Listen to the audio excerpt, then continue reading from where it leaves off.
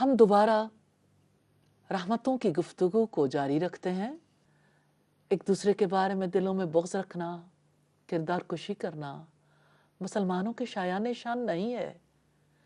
مسلمان تو آپس کی محبت، آپس کی ہمدردی کی وجہ سے اس طرح سے آپ صلی اللہ علیہ وسلم نے مثال دی کہ مسلمان باہمی محبت، ہمدردی اور رواداری میں ایک جسم کی مانند ہے۔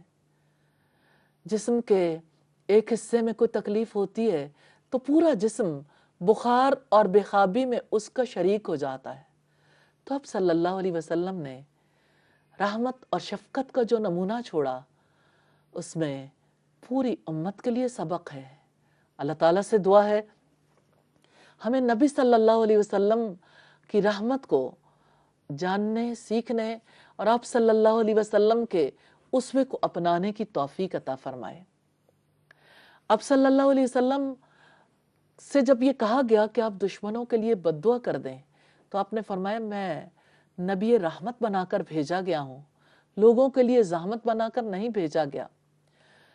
اور آپ پر غزوہ احد میں پتھر مارے گئے، تیر برسائے گئے، تلواریں چلائی گئیں، آپ کا دانت شہید کر دیا گیا، آپ کی جبین اقدس خون آلود تھی، لیکن ان حملوں کے جواب میں آپ کی زبان پر کیا دعا تھی؟ اللہم اہدی قومی فإنہم لا یعلمون۔ اے اللہ انہیں معاف کر دینا، اللہ میری قوم کو معاف کر دینا، یہ نادان ہے۔ یہ رسول رحمت کی دعا ہے۔ اب صلی اللہ علیہ وسلم کے ساتھ جس نے بھی برا سلوک کیا، آپ نے ان کے مقابلے میں انہیں دعا دی۔ ہم دیکھتے ہیں کہ طائف میں جب آپ نے کہا تھا کہ ہو سکتا ہے کہ ان کی نسل سے ایسے لوگ پیدا ہوں جو مسلمان ہو جائیں، پہاڑ الٹ سکتے تھے، لوگ ملیا میٹ ہو سکتے تھے، لیکن آپ کا کیا جواب ہے؟ شاید ان کی نسل سے ایسا فرد پیدا ہو جائے۔ اور 10-12 برس کے بعد وہی طائف تھا جس کے بارے میں صحابہ عرض کرتے ہیں اللہ کے رسول ان کے حق میں بد دعا کیجئے، اور آپ دعا کے لیے ہاتھ اٹھاتے ہیں۔ لوگ سمجھتے ہیں کہ نبی صلی اللہ علیہ وسلم ان کے حق میں بد دعا کریں گے، لیکن زبان مبارک پر یہ الفاظ ہیں اللہ ثقیف اہل طائف کو اسلام نصیب کر۔ اسی طرح آپ کی یہ دعا تھی یا اللہ ان کو مدینہ لا۔ پھر وہ مدینہ آئے، مسجد نبوی میں بیٹھ کر جہاں وہ مہمان ٹھہرائے گئے تھے وہ مسلمان ہو گئے۔ یہ نبی رحمت کا کردار ہے۔ دوس کا قبیلہ یمن میں رہتا تھا۔ طفیل بن عمر دوسی اسی قبیلے کے رئیس تھے۔ وہ ابتدا میں اسلام لے آئے تھے، مدتوں تک اپنے قبیلے کو دعوت دیتے رہے اور وہ کفر پر اڑے رہے۔ انہوں نے اپنے قبیلے کی بربادی کے لیے رسول اللہ سے بد دعا کرنے کے لیے کہا۔ آپ نے فرمایا اللہم اہدی دوسن، اے اللہ دوس کو ہدایت دے، وَأْتِ بِهِمْ، اور انہیں یہاں لے آئے۔ اس طرح سے ہم دیکھتے ہیں کہ نبی صلی اللہ علیہ وسلم کے قریبی ساتھیوں میں سیدنا ابو ہریرہ کی والدہ مشرکہ تھیں۔ وہ اپنی ماں کو جتنی تبلیغ کرتے تھے ماں اتنی نفرت کرتی تھی۔ ایک دن انہوں نے جب دعوت دی تو ماں نے رسول اللہ کی شان میں گستاخی کی۔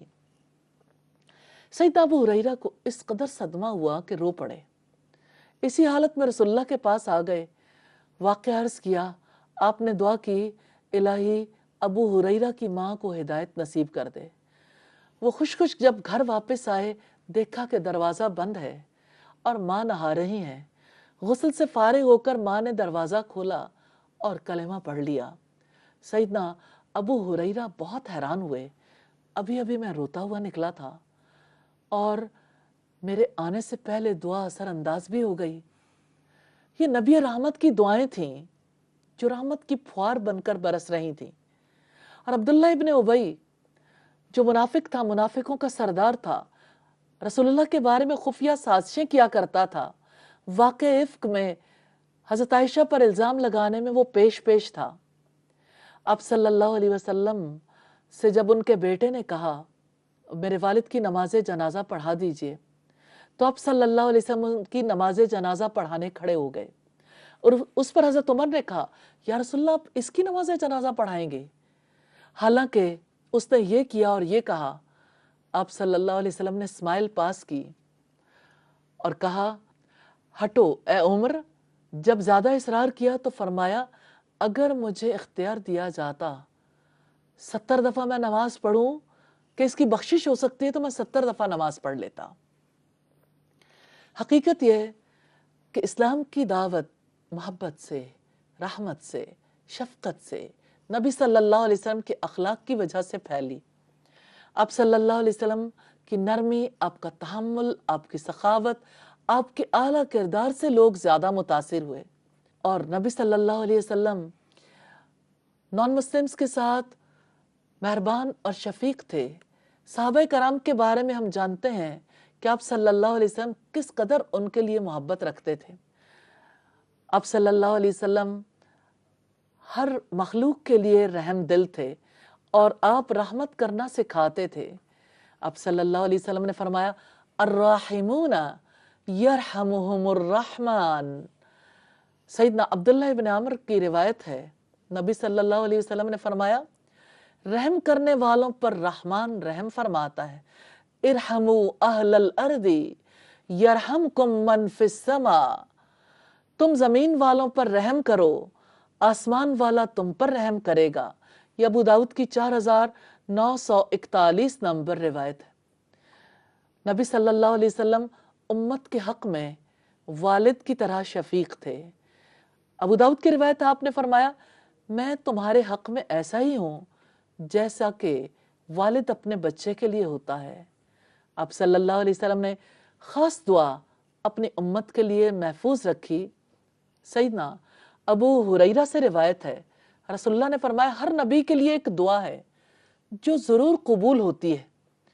तो हर एक नबी ने जल्दी करके वो दुआ मांग ली, यानी दुनिया में ही उसके नताइज को हासिल करना चाहा, और मैंने अपनी दुआ को छुपा रखा है क़यामत के दिन के लिए, उम्मत की शफात के लिए। और अल्लाह चाहे तो मेरी शफात हर एक उम्मती के लिए होगी, शर्त यह है कि वो शिर्क पर न मरा हो। मुस्लिम की 491 नंबर रिवायत है। तो आप सल्लल्लाहु अलैहि वसल्लम की ये रहमत अल्लाह ताला की तरफ से थी। फ़बिमा रहमतिम मिनल्लाहि लिन्त लहुम। अब अल्लाह की रहमत ही की वजह से उनके लिए नरम दिल हो गए। आप सल्लल्लाहु अलैहि वसल्लम को अल्लाह ताला ने रहमतुल लिल आलमीन बनाया। अल्लाह ही रहमत को बंदों के दिलों में रख देता है, और अल्लाह की रहमत है जिसके आसार नबी सल्लल्लाहु अलैहि वसल्लम में सबसे ज़्यादा नज़र आते हैं।